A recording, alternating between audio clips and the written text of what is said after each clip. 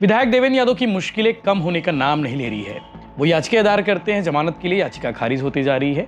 एक के बाद एक याचिका खारिज हो रही है। और आज जो स्टोरी मैं आपको बताने वाला हूं, ये भी देवेंद्र यादव की मुश्किलें बढ़ाने वाली खबर है। खबर मुश्किलें बढ़ाने वाली नहीं है, लेकिन वही समय के अलावा बात ये आ रही है कि अभी जो चीजें कह रहे हैं पूरा सब कुछ बदलना चाहते हैं, क्योंकि जानते हैं कि पिटीशन में कोई एस्पेक्ट था नहीं। अब सारी चीजों को, नई चीजों को लेके आने की कोशिश कर रहे हैं। तो आप जब आप पेश कर दीजिए ना, तो डिसाइड हो जाए, तो आगे चलें। इतना ही तो बोल रहे हैं हम। 7-8 बार इस पे बातें हो चुकी है, लेकिन अभी तक देवेंद्र यादव की ओर से जवाब प्रस्तुत नहीं किया गया है।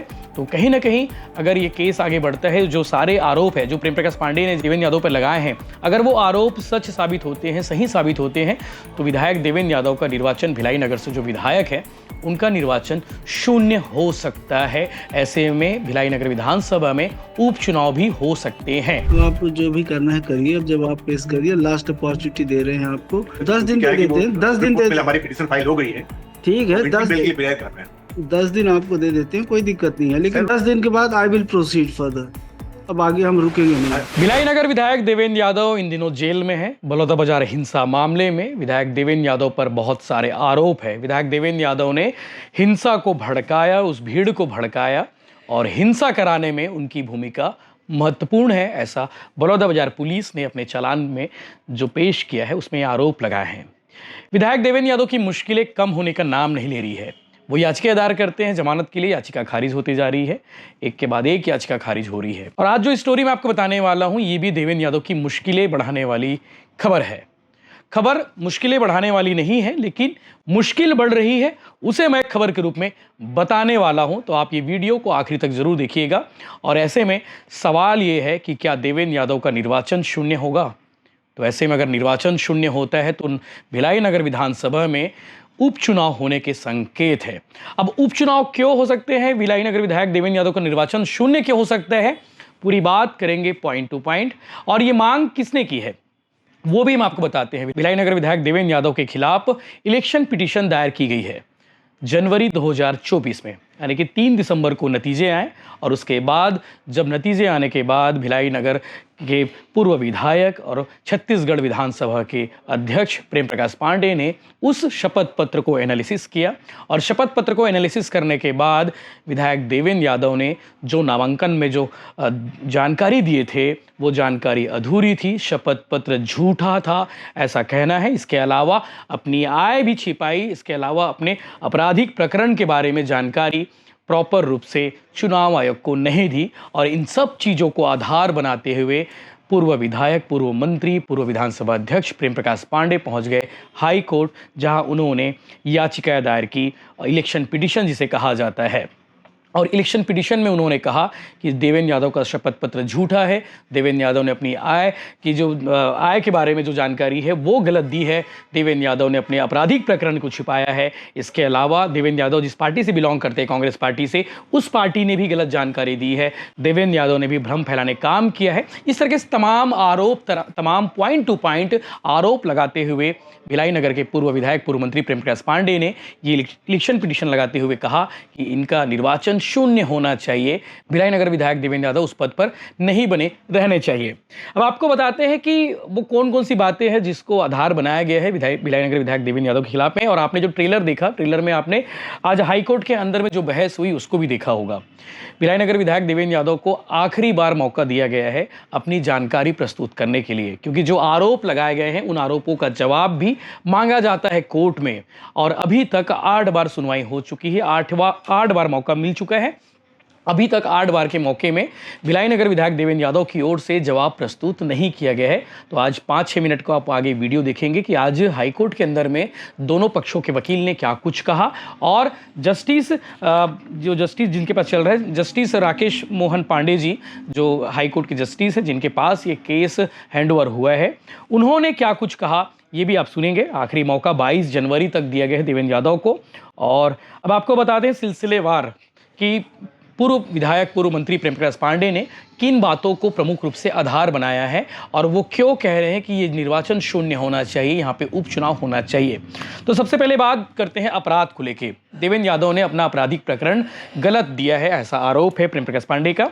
और आप 2023 में जब देवेंद्र यादव के खिलाफ अपराध प्रकरण दर्ज थे वो 4 अपराध थे।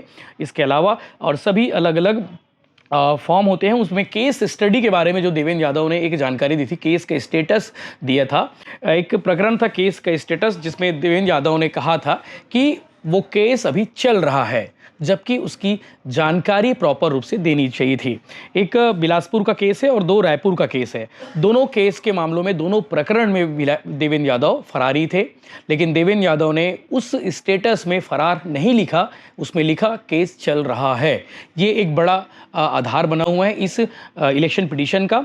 ये तो हो गई केस के अपराध के बारे में। इसके अलावा नामांकन में आपराधिक प्रकरण के बारे में जो कांग्रेस पार्टी की ओर से जो दी जाती है, जैसे अब बीजेपी से हैं और बीजेपी के लोग, जैसे छत्तीसगढ़ 90 विधानसभा है तो 90 विधानसभा प्रत्याशी होते हैं, तो बीजेपी वाले भी अपने प्रत्याशियों के बारे में जानकारी देते हैं कि उनके 90 में से कितने प्रत्याशी के खिलाफ में आपराधिक प्रकरण दर्ज है।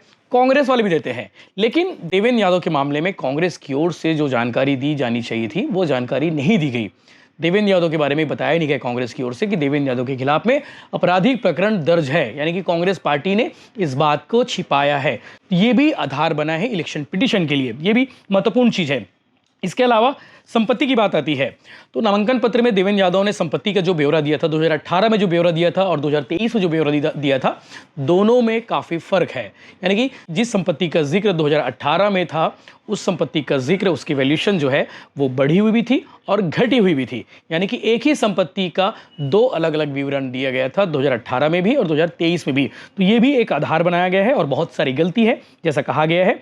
लोन दर्शाया गया है, भाई से लोन लिया गया है, इसके अलावा उनकी पत्नी से लोन लिया गया है, तो इस तरह के लोन में भी झोल दिखाया गया है, तो उसे भी आधार बनाया गया है कि देवेंद्र यादव ने अपनी संपत्ति का जो ब्यौरा था, जो आय का ब्यौरा था, वो सब झूठा सा दिया गया है। तो ये भी कोर्ट में इसे भी दिखाया गया है। तीसरा महत्वपूर्ण एक और चीज़ है कि नामांकन पत्र जब आप जमा करते हैं, कोई भी अगर कैंडिडेट है वो समझते हैं चीज़ को कि नामांकन पत्र जब दाखिल करते हैं तो सभी कॉलम, देवेंद्र यादव ने जो अपना शपथ पत्र था, उस शपथ पत्र में बहुत सारे ऐसे कॉलम थे जिसे खाली छोड़ दिया गया था, तो उसे भी आधार बनाया गया है इस इलेक्शन पिटीशन में, इस चुनाव याचिका में। इसके अलावा एक और चीज़ बता दूं आपको मैं कि एक और पॉइंट को आधार बनाया गया है। देवेंद्र यादव का एक एमएमएस वाला एक विषय आपको मालूम होगा, कथित एमएमएस, जिसमें देवेंद्र यादव को लेकर कहा गया था कि वो एमएमएस देवेंद्र यादव का है, और बाद में देवेंद्र यादव ने उसको लेकर प्रेस कॉन्फ्रेंस किया था और उन्होंने प्रेस कॉन्फ्रेंस में ये कहा था, वो प्रेस कॉन्फ्रेंस का वीडियो भी आपने देखा होगा, जिसमें विधायक देवेंद्र यादव इलेक्शन के ठीक पहले रोते हुए प्रेस कॉन्फ्रेंस को संबोधित किया था। और इस प्रेस कॉन्फ्रेंस में उन्होंने कहा था कि उनकी विरोधी पार्टी यानी कि बीजेपी, और उसमें बीजेपी के जो प्रत्याशी थे प्रेम प्रकाश पांडे, उन्होंने उन्हें बदनाम करने की कोशिश की है, और बदनाम करने के लिए एमएमएस को जारी किया है। तो इस मामले में भी जनता को भ्रमित करने का काम किया गया, ऐसा पांडे जी की ओर से आरोप है, यानी कि प्रेम प्रकाश पांडे ने ये आरोप लगाया गया है। चुनाव से पहले पीसी ली गई थी और बीजेपी द्वारा ये भ्रम फैलाया जा रहा है, ऐसा उनका कहना था देवेंद्र यादव का। उस मामले को भी देवेंद्र यादव की इस प्रेस कॉन्फ्रेंस को भी आधार बनाते हुए प्रेम प्रकाश पांडे ने याचिका दायर की है, इसको भी आधार बनाया गया है। तो ये तो हो गई उसकी बात, मतलब जो जो मेन पॉइंट थे। इसके अलावा इसमें देवेंद्र यादव की ओर से भी एक 7-11 एक आवेदन लगाया जाता है। 7-11 का मतलब ये होता है कि उन्होंने ये कहा कि ये जितने भी आरोप लगाए गए हैं वो आरोप स्वीकार के लायक नहीं है, इस पर जो ये सारे जो आरोप है वो सब निराधार है। इस तरह से उन्होंने हाईकोर्ट में आवेदन लगाया और उसके बाद 5 जुलाई के बाद कोर्ट ने माना कि ये सभी जो आरोप है उस पर बातें होनी चाहिए और मेरिट के आधार पर इसे खारिज हम नहीं कर सकते, मेरिट के आधार पर इस पर सुनवाई होगी। और इसके बाद केस आगे बढ़ा और वाद प्रश्न तैयार हुआ। वाद प्रश्न में ये होता है कि पॉइंट होता है, एक पॉइंट टू पॉइंट होता है और 30 दिनों के भीतर में गवाहों की सूची दी जाती है। 30 दिनों के भीतर में ही उसी बीच में वो तमाम दस्तावेज दिए जाते हैं जिस पर आप आरोप लगाते हैं। तो प्रेम प्रकाश पांडे की ओर से वो दस्तावेज रेडी हो गए, लेकिन विधायक देवेंद्र यादव की ओर से उन सारे आरोपों के जवाब देने के लिए कोई जवाब प्रस्तुत नहीं किया गया। और ऐसे करके एक के बाद एक जो है मामला, एक के बाद एक जो है तारीख पे तारीख आगे बढ़ती गई। और बीच में एक समय ऐसा भी आया था जब चौथी बार पेशी थी, चौथी बार जवाब प्रस्तुत करने कहा गया था, तो चौथी बार भी जवाब प्रस्तुत नहीं किया गया।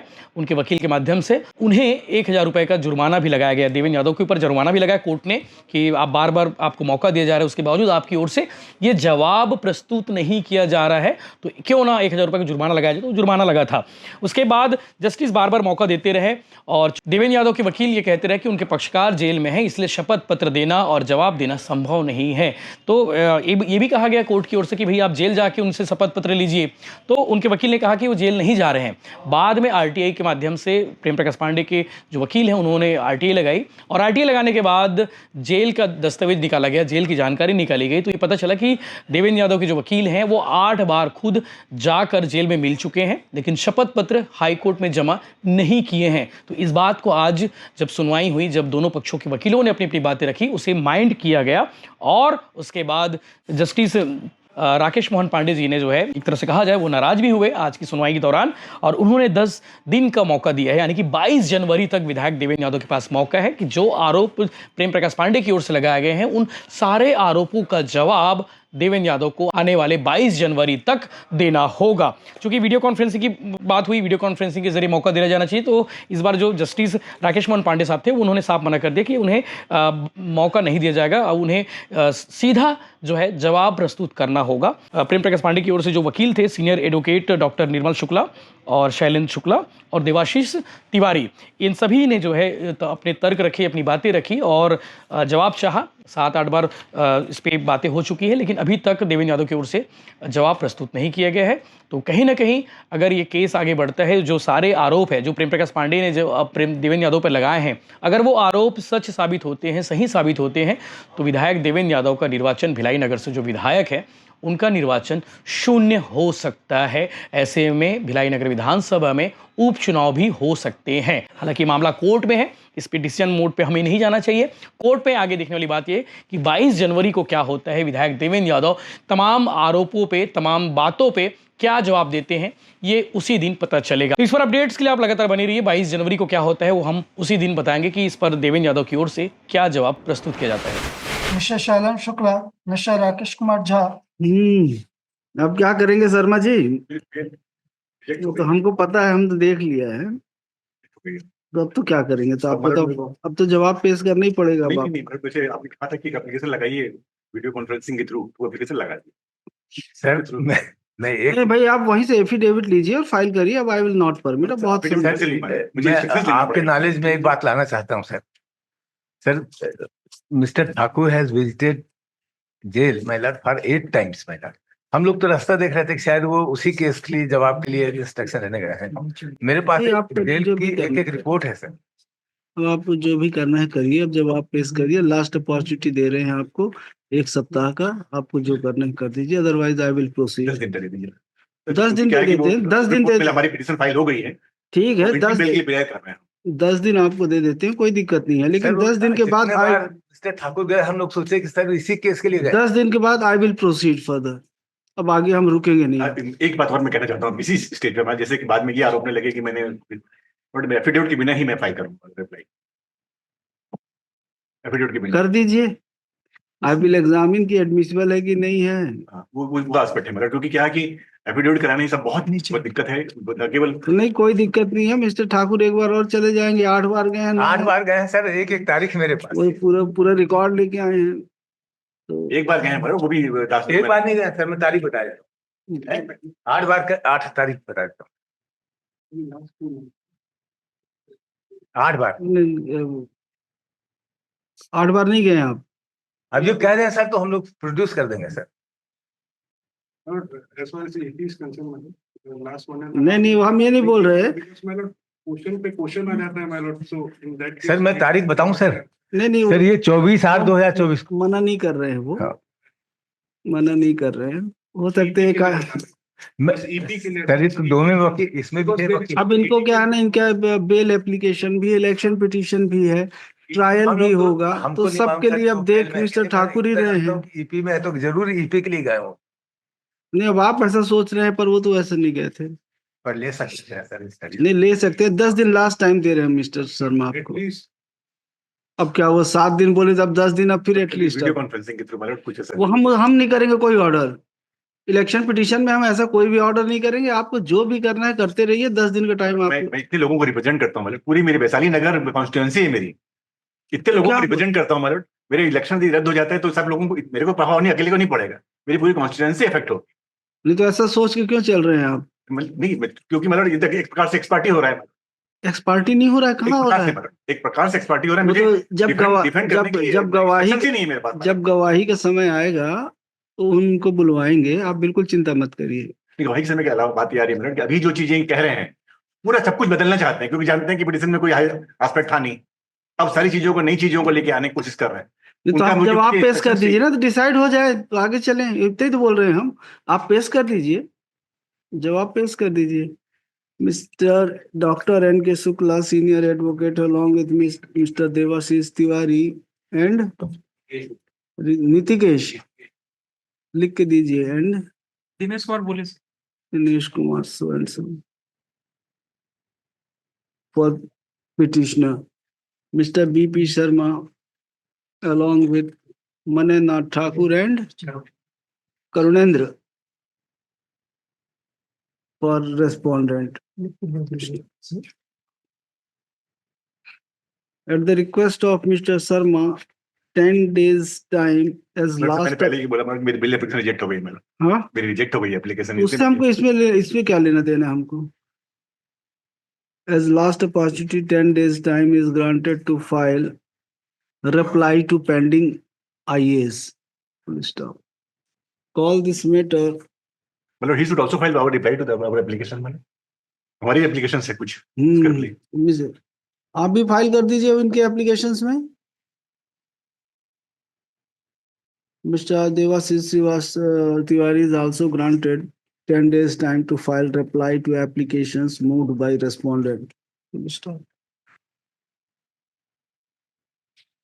Call this matter. आज क्या तारीख हो 8 गई? तारीख है सर। 8 है ना? On 22nd of January, 22 January.